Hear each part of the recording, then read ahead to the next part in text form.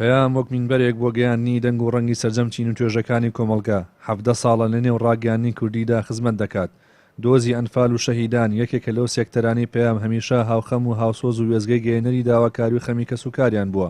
دیارە لە یادی دامەزرانی 17 ساڵەی تەلەڤیزۆنی پەیام پیرۆزبایی خۆم لە بەڕێوەبەر و سەرجەم کارمەندانی ئەم تەلەڤیزۆنە ئەەکەم.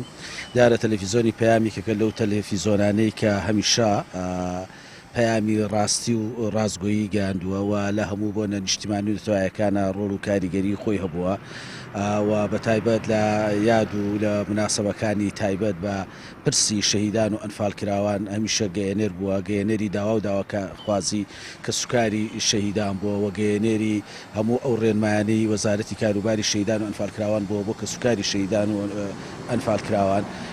جگە لەوەی کە تەلەڤیزۆنی پەیام یەکێکە لەو تەلەڤیزۆنەی کە لە ڕووی کۆمەڵایەتیەوە ڕۆڵ و کاریگەریەکی زۆر گرنگی هەبووە لە پاراستنی و شیرازەی خێزان. کەسوکاری ئەنفالکراوان سەرەڕای پیرۆزبایی ساڵیادی پەیام سپاسی تەواوی کارمەندانی کەناڵەکە دەکەن لە پای ماندوونەبوون و دڵسۆزی و ئامادەییان لە پاڵ کەسوکاری ئەنفالکراوان لە سەرجەم بۆ نەویادەکان و هەوڵی پەیام بۆ گەیاندنی داواکاریەکانیان و بە کەناڵی خەڵکی وەسفی دەکەن.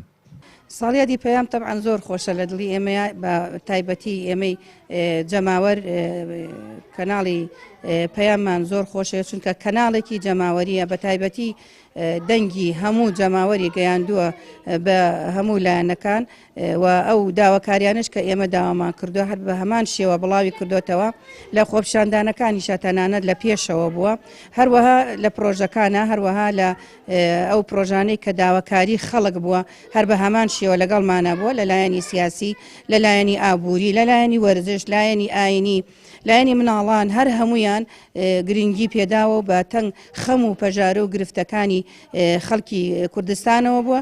ئێمە زۆر سپاسیەکەین بۆیە بە کەناڵێکی جەماوەر دادەنرێت. تەبەن معلومە لەوەتی کە پەیام دامەزراوە بەڕاستی ڕۆڵێکی کاریگەر، ڕۆڵێکی ئیجابی هەبووە لەوەی کە لە خەمی کەسوکاری شەهیدان و ئەنفالکراوانە بووە. ئەمان هەوڵیان داوە داواکاری ئێمەی کەسوکاری شەهیدان و ئەنفالکراوان بگەێنە سەرووی خۆمانەوە و هەتا تەنانەت ساڵانە لە کاتی هێنانەوەی ڕووفاتەکانە ڕۆڵێکی زۆر کاریگەریان بینیوە و هەمیشە لە کاتە جیاوازەکانیشە هاتوونە لێدوان واستنەوەی خەم و ئازارەکانی ئەمەی کەسوکاری شەهیدان و ئەنفالکراوان پەخش بکەن و بیگەێنن بە خەڵکی کوردستان و خەڵکی هەموو دنیا.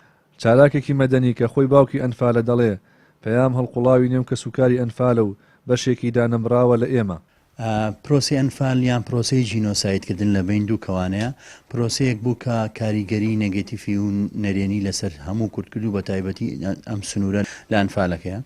بۆیە قەزەیەکی گەورەیان جینۆسایدێکی گەورە ئەبێ ڕاگەیاندنێ خزمەتی کا بۆی ئەم کەیسە بەرێتە پێشەوە لە لۆکاڵی و دەریکا بەرەو جیهانی بەشێک لە ئازار و خەم و میهنەتەکانمان بگەێنێ بە شوێنی دیاریکرا بۆ شوێنانەی کە مەبەستمانە لە حکوومەت دام و دەستگا گشتیەکان. خۆشبەختانە پەیام تا ڕادێکی زۆر توانیوێتی ئەم ڕۆڵە بژێڕێ. ئەم مافەمان بە خۆمانە دەین کە ئێمە دەستخۆشی لە کەناڵی پەیام و ستافەکەی کەین کە هەر ئازار و خەمێکمان هەبوێ، هەر داواکاریەکمان هەبوێ کەناڵی ئاسمانی پەیام توانیوێتی ڕاشکاوانە بەبێ هیچ سانسۆرە خەم و ئازار و داواکاریەکانمان بە شوێنی مەبەست بگە. یەکی 12 ساڵیادی دەستپێکی پەخشی پەیام وەک یەکەمین کەناڵی ئاسمانی ئیسلامی کوردیە کە لەژێر دروشمی ڕاستی و ڕاشکایی بەردەوامە و ڕازگۆیانە و لە چوارچێوەی ئیتیکی کاری ڕۆژنامەوانی درێژە بە کاری ڕاگەیاندن دەدات. ڕێبین محەممەد، کەناڵی پەیام، چەمچەماڵ.